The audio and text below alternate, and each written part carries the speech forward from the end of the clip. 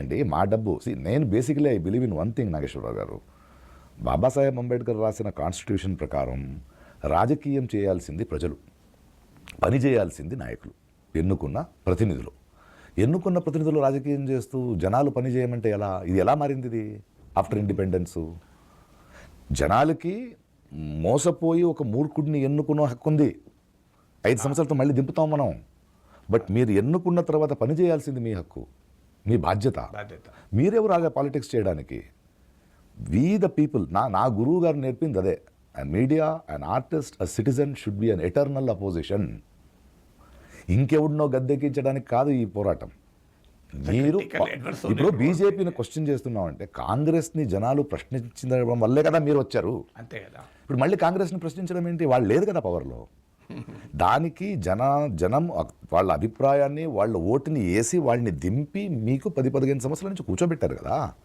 I have to ask the system. Ask the system అనగానే నువ్వు హిందూ ధర్మాన్ని ప్రశ్నిస్తావు, నరేంద్ర మోదీని బీజేపీని ప్రశ్నిస్తావు. Because you are answerable, you are accountable. ప్రశ్న అడిగితే ప్రశ్నకి సమాధానం ఇవ్వండి. ప్రశ్న నువ్వెందుకు అడుగుతున్నావు ప్రశ్నలా?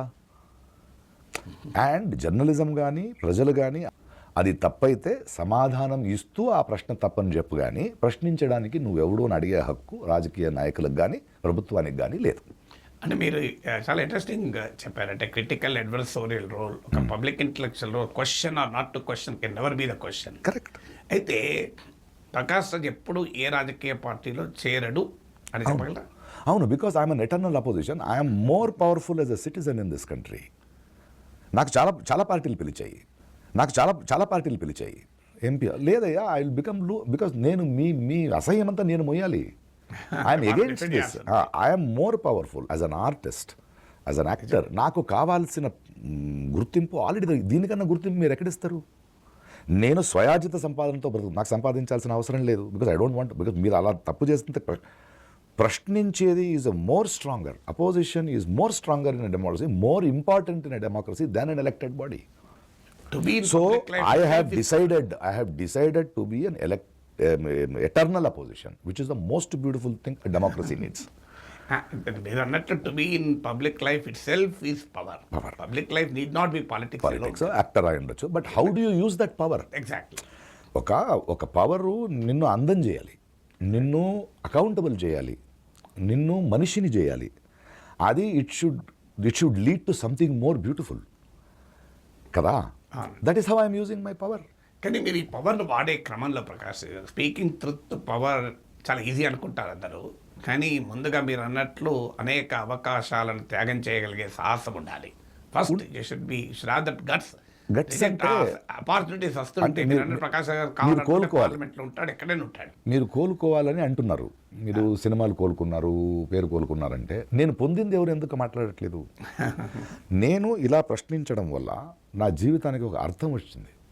I feel more liberated now. అంటే ప్రకాష్ రాజు ఆ రోలు ఈ గెటప్లో బాగున్నాడని మాత్రమే అర్థం చేసుకుని నా చెడిపోవడం కన్నా, ప్రకాష్ రాజు యాక్టర్గా ఉండేవాడు, ఇలా ప్రశ్నించేవాడు, ఇలా వైరుధ్యాలు ఉన్న వ్యక్తి అని నేను ఎవరో జనాలకి తెలిసి నేను చచ్చిపోతే బెటర్ చావు కదా. అది isn't it? You know who I am. And it is very important. Because artist ఉన్నాడు కదా. ఇప్పుడు నాకు వచ్చిన పేరు కానీ ఒక నటుడిగా అది నా ప్రతిభ వల్ల మాత్రమే రాలేదు. అది జనాలు ఇచ్చిన ప్రేమ వల్ల కూడా, వాళ్ళు నా మీద పెట్టిన నమ్మకం వల్ల కూడా. ఎందుకంటే వాళ్ళు ప్రతి టికెట్ కొనడానికి వాళ్ళ డబ్బు, వాళ్ళ కష్టార్జిత డబ్బు, వాళ్ళ టైంని ఇన్వెస్ట్ చేశారు. I'm not doing a charity by acting. దానికి ఏదైనా అయినప్పుడు గొంతవ్వాల్సిన, నన్ను వేదిక మీద ఎక్కించిన జనాల గొంతని నేను వేదికగా మారి నా భుజం మీద తీసుకోవాల్సిన బాధ్యత నాకు లేదా? Isn't that the beauty of life? అంతే కదా. అందువల్ల నన్ను ఎవడో అడిగి పోగొట్టుకుంటానంటే పోగొట్టుకునేంత శ్రీమంతుండ్రా నేను అన్న. డబ్బు మాత్రమే కాదు, నా లోపల ఐఎమ్ ఎన్రిచ్డ్ విదిన్. అండ్ ఇవన్నీ తెలిసే వచ్చాం. అండ్ మీరు వెనక చూస్తే మీరు అంబేద్కర్ కానీ, గాంధీ కానీ, గ్రేట్ భగత్ సింగ్ కానీ, స్వతంత్రం కోసం పోరాడిన వాళ్ళు చేసిన త్యాగాలకి, వాళ్ళు భరించిన నొప్పిలకు కంపేర్ చేస్తే ఇంత కూడా లేదు. ఇంత కూడా చేయలేమే, అనుభవించలేమా మనం? కానీ ఇక్కడ ఒక క్వశ్చన్ వస్తుంది. స్పీకింగ్ ట్రూత్ పవర్ అన్నప్పుడు ఖచ్చితంగా మీరు అన్నట్లు నష్టాలు అనుభవించాలి. ఉంటాయి. నేను ఒక టాప్ యాక్టర్ ఒక అతను అన్నారు, మీరు ఎందుకు మాట్లాడరు సోషల్ ఇష్యూస్ పైన, సమాజం పైన? అంటే మీకు సమాజం ఇంత గౌరవం ఇచ్చింది కదా అంటే, మా ప్రకాష్ రాజ్ మాట్లాడి కోట్లు కోల్పోయాడు అంటే ఇది ట్రూ మీకు అది true, అది true, పవర్ అది వల్ల true. మీరు నష్టపోయారా లేదు అది నష్టపోయి నేను పొందాను. అని ఐఎమ్ అనేది హ్యాపీయర్. అంటే మీరు మీకు అవకాశాలు అంటే సినిమాలో అవుతాయి 100%. హిందీ సినిమాలు తక్కువైపోయాయి, యాడ్ ఫిల్మ్స్ ఇవ్వరు. అండ్ ఇంకొకటి కొన్ని ప్రొడ్యూసర్స్కి డైరెక్టర్స్కి వాళ్ళు ఫోన్ చేసి చెప్పాల్సిన అవసరం లేదు, వీళ్ళే ఎందుకు మాకు గొడవ. So that is the chilling effect. ఇవి జరుగుతున్నాయని నాకు తెలుసు. బట్ లక్కీలీ ఇన్ని సంవత్సరాల నా జీవితంలో నేను కూర్చొని తినేంతది అది ఆస్తైతే నాకు ఇచ్చారు. నా సౌత్ ఇండియాలో ఉన్న సినిమాలు చాలు, అంతే చాలు. నాకు మొన్న ఒకసారి బాంబేలో అడిగారు, how was your journey to Bollywood అన్నారు. నేను జెట్ ఎయిర్వేస్, ఇండియన్ ఎయిర్లైన్స్ అన్నా. అదేంటి మీరు అంత సీరియస్గా ఎందుకు అడుగుతున్నారు? నేను సౌత్ ఇండియన్ యాక్టర్ అండి, మీరు పిలిస్తే ఒకటి యాక్ట్ చేసింది. ఏదో చిన్నప్పటి నుంచే బాలీవుడ్లో యాక్టర్ అవ్వాలనే కళ, అలాంటివి ఏం సీరియస్గా తీసుకొని నేను లైఫ్. సో నేను కొన్ని కోల్పోతున్నాను, అది నాకు తెలుసు, ఐ నో. అండ్ దానికి సిద్ధంగానే ఉన్నాను. సిద్ధంగా ఉన్నప్పుడు నొప్పేదండి, అంతే కదా. Because and it is worth it. ఏదైనా ఇప్పుడు ఒక రాళ్ల నుంచి ఒక శిల్పం రావాలంటే ఎన్ని నొప్పులు భరిస్తే అది శిల్పం అవుద్దండి. సో ఒక నటుడు అనడం కన్నా ఇంకొన్ని సంవత్సరాలు నేను పోయేటప్పుడు ఒక వ్యక్తిత్వంగా వెళితే, ఒక మనిషి వ్యక్తిత్వంతో ఆయన అనుభవం, ఆయన జర్నీ అవన్నీ ఆయన్ని చెక్కాయి. ఒక వ్యక్తిత్వం, ఈయన మాట్లాడేవాడు, ఈయన ఇలాంటి పాత్రలు చేసేవాడు, ఈ అండగా నించునేవాడు, ఇవన్నీ భరించాలంటే ఒక నిండు వ్యక్తిత్వంగా బ్రతకడం నాకు చాలా ఇష్టం. వాస్తవానికి గుర్తు ఇవాళ ప్రపంచ మీడియా కూడా ప్రకాష్ రాజ్ అడుగుతుంది, ఎంతమంది యాక్టర్లు అడుగుతుంది, కేవలం యాక్షన్ వల్ల అడగడం లేదు కదా, ఈ మీ రియాక్షన్ వల్ల అడుగుతున్నారు. Plus reaction is more popular than your action. అంటే ఊరికే కూర్చొని ఎందుకంటే స్పందించాలండి. సైకలాజికల్ ఫర్ ఎగ్జాంపుల్ మీరు ఇట్స్ హ్యూమన్, ఆ గుణాన్ని మనం వదిలేసుకుంటున్నాం. ఇప్పుడు మీరు కూర్చున్నారనుకోండి, మీ ముందు ఎవడైనా ఒక సూది తీసుకుని చక్కని ఆ ఏళ్ళు వేసుకుంటే మీరు ఇలా అంటారు. దట్ ఈస్ అంటే అయ్యో అది ఎంత పెయిన్ అయి ఉండొచ్చు అనుభవిస్తారు కదా. అలా ఎక్కడో ఎవరికో అన్యాయం చేస్తే మీకు ఏడుపు రావాలి. దట్ ఈస్ మనిషి గుణం, అది మానవీయత. ఈ సోషల్ మీడియాలో నేను చూసాను ప్రతిసారి జస్ట్ ఆస్కింగ్ అంటారు. Just asking, I wanted to popularise that. ఒక జస్ట్ ఆస్కింగ్, ప్రశ్నించు, జస్ట్ ప్రశ్నించు.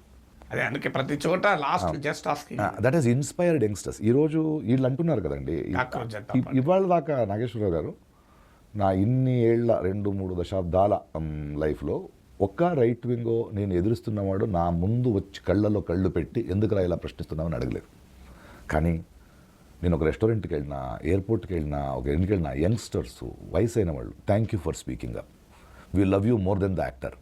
ఇంతకన్నా ఏం కావాలి? ఎగ్జాక్ట్లీ, ఇంతకన్నా ఏం కావాలి? అంటే మీరు నా ఇదిలో హేట్రెడ్ ఉంటాయి.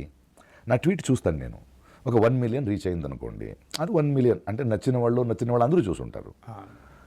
రీట్వీట్స్ ఉంటాయి, ఒక 10,000 ఉంటుంది, కమెంట్స్ ఒక 2,000 ఉంటుంది. ఆ 2,000లో వెళ్తే 200 మాత్రమే అసహ్యంగా తిడుతుంటారు. People are loving you. Exactly. ఇవుడు పేరు తెలుసు ఎవరెవరు ఏంటి, నిన్న మొన్న స్టార్ట్ చేసిన వాడు రెగ్యులర్గా తిట్టే, అంటే వీళ్ళు ఎలాంటి వాళ్ళు అంటే డీలిమిటేషన్ ఏమైంది అని నేను ట్వీట్ పెడితే అంటే ఏందో అంటారు. వాళ్ళు తిట్టకపోతే అలా కాదు, ఎంప్లాయ్మెంట్ ప్రాబ్లం యాంటీ హిందూ అంటారు. అది వదిలేయండి. ఇండియన్ క్రికెట్కి గెలిస్తే కంగ్రాచులేషన్స్ ఇండియన్ టీమ్, నువ్వు ఎవడరా మాట్లాడడానికి యాంటీ హిందూ అంటారు. ఇప్పుడు నేను చేయాలి వీళ్ళని. ప్లస్ బూతులు, అసహ్యం అని అలా చూస్తూ ఉంటాను. నన్ను అడిగితే అన్నీ చూస్తాను నేను. So that I know what is happening around. వాళ్ళ మీద బాధేస్తుంది. వాళ్ళ మీద కేసులు ఎందుకు పెట్టను నేనంటే, వాళ్ళని మార్చాల్సింది వాళ్ళు నా సహప్రయాణికులు, దే ఆర్ మై సిటిజన్స్. తప్పుదారిలో ఉన్నారు, ఏదో ఒక రోజు అర్థం చేసుకుంటారు కదా. I'm not here to fight, I'm here to love, I'm here to speak the truth. కానీ మీలాగా సినిమా రంగంలో ఉన్నవారు culture of silence in film industry is really perplexing. చాలా మంది మాట్లాడట్లేదు, వాళ్ళకి ఇన్ఫ్లుయెన్షియల్ పొజిషన్లో ఉండి. రెండు ఉన్నాయి సార్. ఇది ఐడియాలజికల్ కాదు, ఆపర్చునిజం. అవకాశవాదులయ్యారు. ఎందుకంటే మీరు చాలా ఒక 30-40 సంవత్సరాల ముందు చూస్తే సినిమా వాళ్ళు మాట్లాడేవాళ్ళు, ఒక బాలచందర్ లాంటి వాళ్ళు సినిమాలు చేసేవాళ్ళు.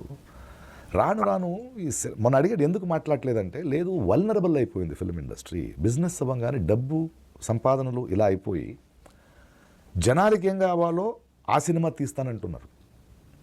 కానీ ఇంతకుముందు మీరు సినిమాలు చూస్తే ప్రపంచానికి నేను ఇలా చూస్తాను, నా అవగాహన మీద నాకు ఒక ఐడెంటిటీ, వాళ్ళని చూడాలని సినిమా చేసేవాళ్ళు.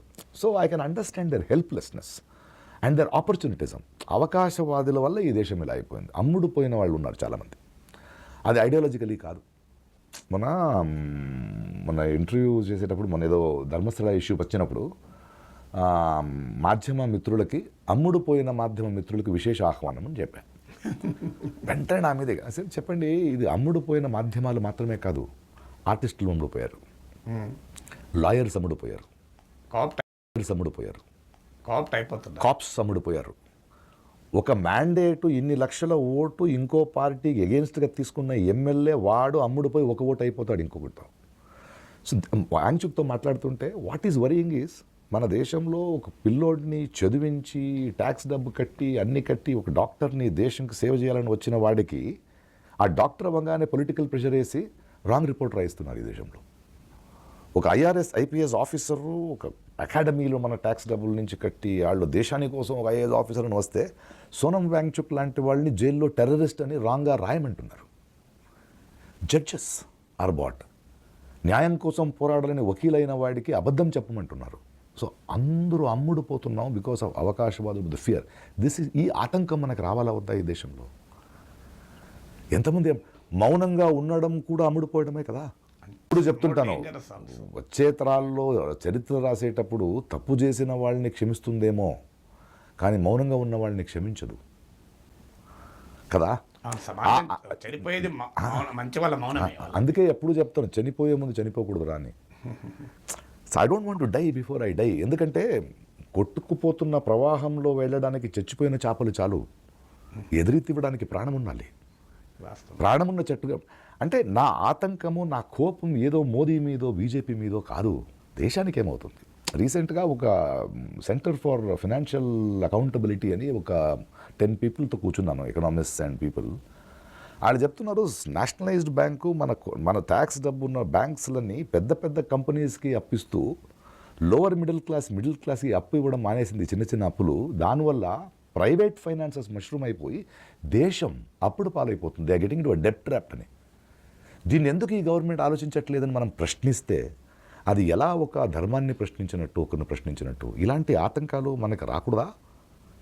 So my anger with questioning is I feel it is my responsibility, నా బాధ్యత.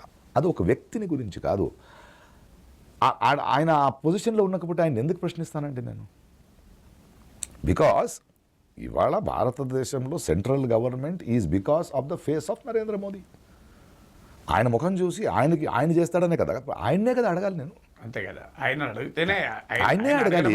బికాస్ ఆయన పేరు చెప్పుకునే కదా, మీరే చెప్పారు కదా నా పేరు నన్ను పెట్టండి అని. పవన్ కళ్యాణ్ గారిని అడగాలి, రేవంత్ రెడ్డి గారిని అడగాలి, సిద్ధరామయ్యనే అడగాలి, రాహుల్ గాంధీనే అడగాలి, పినరాయన్ విజయన్నే అడగాలి.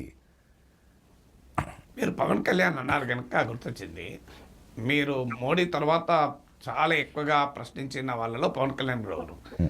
ఈ మధ్య పవన్ కళ్యాణ్ ప్రాంతీయవాదము దేశ సమైక్యతకు ముప్పు అని సిద్ధాంతీకరించారు. I'm very disappointed with him.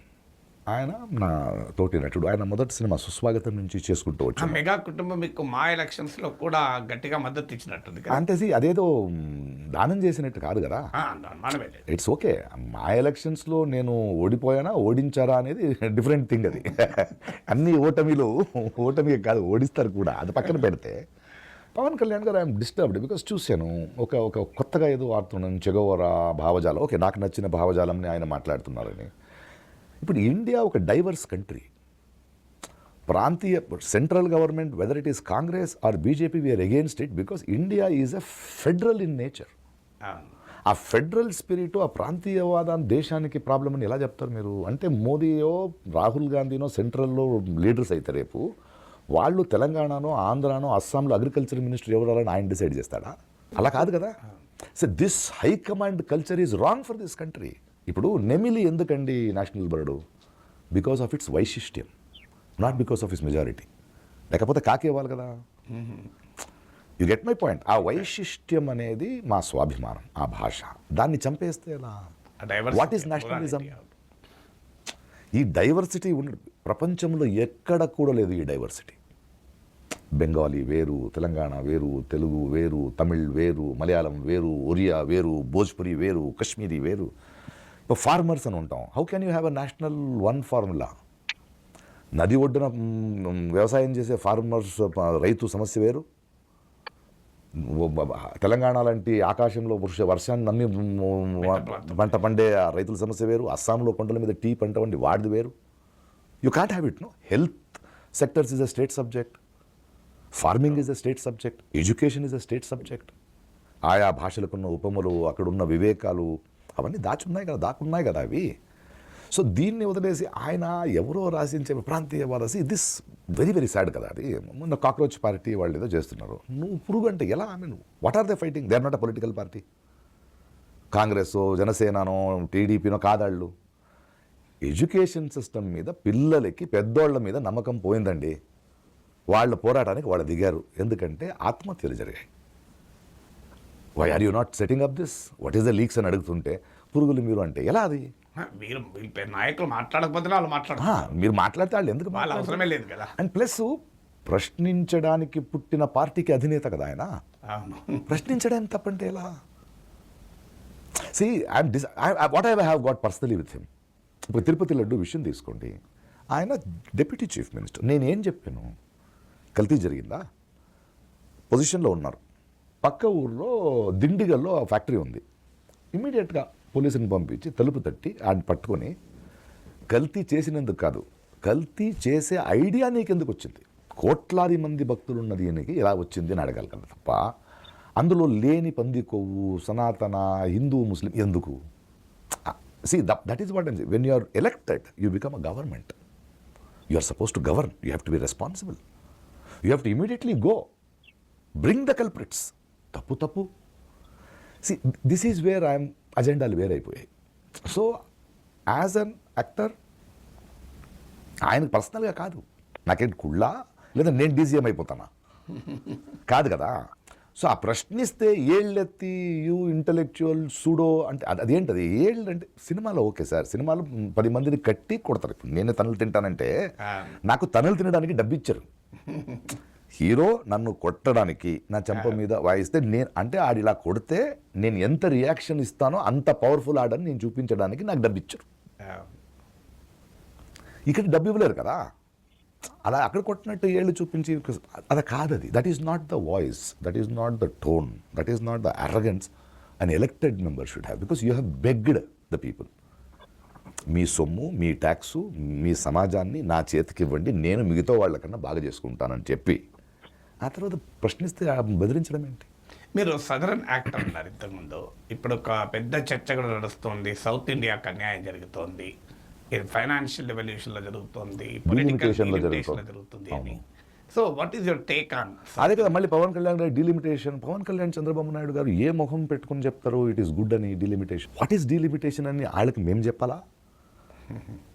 ఒక ఇండియన్ కాన్స్టిట్యూషన్ అయినప్పుడు జనాభా లెక్కన మినిమం ఒక 12 lakh ఏకర్కి ఒక ప్రతినిధి కావాలని చేశారు.